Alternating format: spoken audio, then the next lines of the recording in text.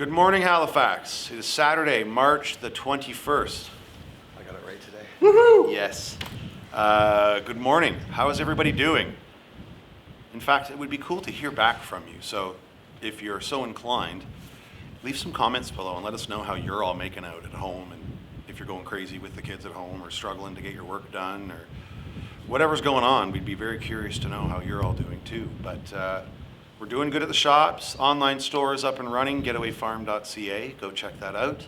Let's make sure we can get you some stuff at home or do a pickup where you're going to be nice and safe. Hydrostone is open today with limited hours from 11 a.m. till 5 p.m.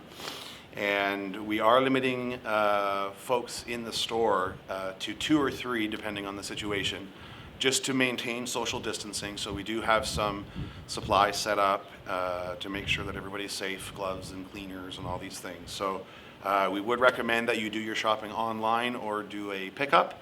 But if you do need to run into the store, we are open today from 11 until 5 and will be until further notice.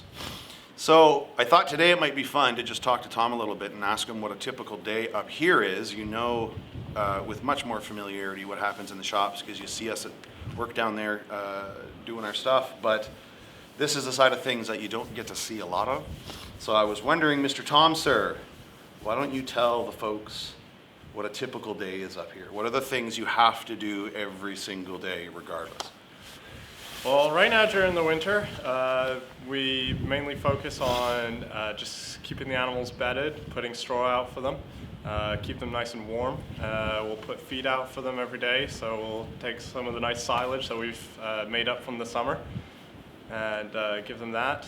And then after that, we just go through, and as they're eating, we just look at them and make sure they're nice and healthy. You know, while you guys are staying healthy at home, we want the cows to be nice and healthy over there. So That's right. that's pretty much the main things we do during the winter. We're getting ready now for spring, so you know we're starting to really ramp up what we're doing on the farm here again, and Yeah.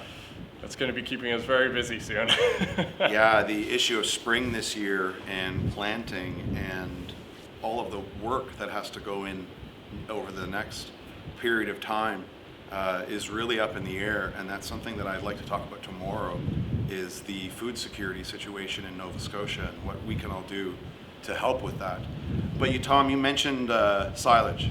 You and I know what that is because we live in a weird world. But explain to all the folks what silage actually is. Silage is just fermented, in our case it's fermented grass.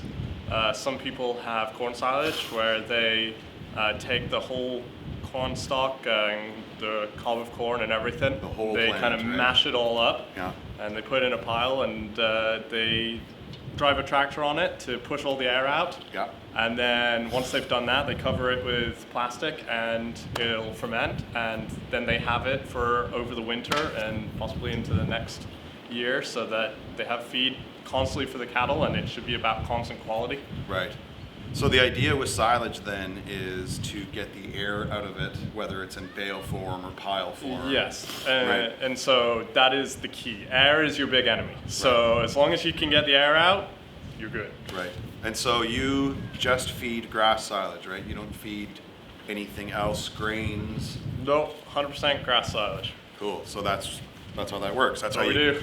That's how you can feed cattle grass in March when there's nothing but mud on the ground, and it's actually grass that you harvested last summer and stored up, squished the air out of, sealed up, and then Yep. that process is an anaerobic process. Is that right? Yes. So anaerobic being that there's no air, and then there's all this microbial activity inside there, and the grass actually ferments. It doesn't rot. It actually smells amazing, and the cattle just love it. Oh yeah, when I smell it, I start to get hungry. After I And, feed them, I go for lunch.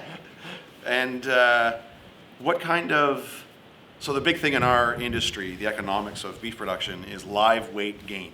How much the cattle grow on the feed you're giving them. And really your profitability comes down to how fast they grow, isn't it? Yeah. So do you think that grass silage is competitive with a grain ration? Or are they going to grow slower on grass silage? They will always grow slower on grass silage compared to grain. Right. But if you're really good at it and you're able to get good quality grass, you can get 2.5 plus pounds a day. And so the key is when you take the grass off. You have to take the grass off nice and young. Right. And if it's old, mature grass, they won't really gain any weight. It's just maintenance feed at that point. And so we'll never fully compete with smacking a whole bunch of grain to them. Right. But they should be healthier from consuming just grass. Yeah. That's what they would naturally eat. Right. And so that's essentially why grass-fed beef can be more expensive, because they don't grow at 4 pounds a day. They're Yeah. growing at half the rate. Yeah. So your production costs are significantly higher, aren't they? Oh yeah, well, Right. when it takes you twice as long for an animal to get to 1,500 pounds, Yeah. that's significant. And how long does that typically take, Tom? If so a cow is pregnant for roughly 9 months, and she'll have one calf. So at birth, you're already 9 months invested into that animal. Yeah. And how much longer does it take to rear that animal, wean it, finish it, the whole bit? Depending on the breed and, of course, the feed, again, that you give it, it Right. can take anywhere from 18 months onwards. So it's not uncommon that it can take almost 2 years to produce that steak. I mean, what other food product out there takes 2 years to produce? Now I understand aging, but the actual production of the product takes 2 years.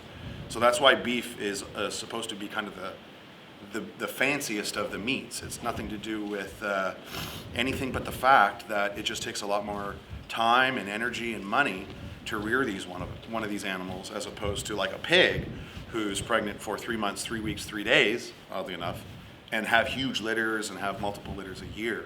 That's why beef's kind of like the special one, isn't it? Yeah. It's the idea behind the Sunday roast, right? We couldn't afford to eat beef every day. No. But I love it. Tastes good. So that's a typical day, but we are sitting in the back of a 5-ton truck on pallets. Tell me about what you're doing today as an unusual thing or an irregular thing. Today we're heading to the abattoir where the animals are killed to pick up carcasses of beef. And so we're going to load up the carcasses onto pallets here, and then we'll head to the Bedford facility where we'll unload them, and then from there your butchers will break them down into whatever it is you enjoy eating. That's right. So when you get to the abattoir, Tom, I'm going to see if I can get my cheat sheet out here, because, it's helpful. Show the folks, and I hope they can see this, but show the folks on the diagram. So when you get there, that's hanging like that, right? Yep. And so that's the hind leg, that's the hook that is hanging on the rail. Just point out how you break it into parts while it's still hanging like that. So when we get there, we'll break this piece off first, and then we'll break it down just that half there. Yeah. And then after that, we'll put it on the hoist, lower it down, and then we'll cut it straight through there. And so it's... And then you're left with that one. Yep. So chuck, rib, long loin, which is made up of the short loin and the top sirloin, and then the hip, or the hind leg. So we transport the carcasses into 4 parts, and then the smaller divisions that you see there are how the butchers will start to work down towards the retail cuts. So that's kind of a roadmap of how we process. So Tom's on his way to the abattoir to pick up a whole bunch of these things like this, and there's 2 of those per animal because they're split down the middle, and they'll be hanging like this. He'll break off those 4 pieces, get them safely packaged up onto the pallets, and then they're off to you and your butchers. So we wanted to give you a little picture of what this all actually looks like, because this is a part of things that you don't get to see very often. So have a wonderful day. Be safe. Order online. Pick up or delivery, doesn't matter, but order online. And if you need to, head into the store. We're open from 11 to 5 today. But just remember, social distancing, folks. Let's keep this safe. Let's flatten the curve. Let's not put any pressure on our healthcare system. Let's make sure that we all weather this without any catastrophic effects. All right, have a good day. You ready? Yep. Let's go.